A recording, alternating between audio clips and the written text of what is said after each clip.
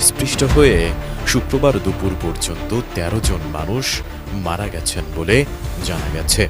সে সাথে নিখোঁজ রয়েছেন আরও অনেকে।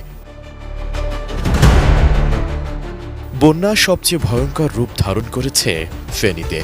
এছাড়া চট্টগ্রাম, কুমিল্লা, নোয়াখালী, সিলেট, মৌলভীবাজার, ব্রাহ্মণবাড়িয়া, লক্ষ্মীপুর, খাগড়াছড়ি এবং কক্সবাজার জেলা বন্যা কবলিত হয়েছে। আন্তর্জাতিক গণমাধ্যমের খবর বলছে, কয়েকদিনের টানা বৃষ্টিতে বন্যা দেখা দিয়েছে বাংলাদেশ সংলগ্ন ভারতের উত্তর পূর্বাঞ্চলীয় ত্রিপুরা রাজ্যে।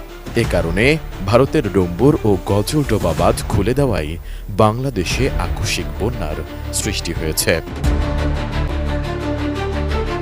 এমন অবস্থায় বাংলাদেশের সঙ্গে ভারতের সম্পর্ক নিয়ে নানান আলোচনা চলছে চারপাশে। বাংলাদেশকে ক্লায়েন্ট স্টেট বানিয়ে রাখতে চায় ভারত বলে মন্তব্য করে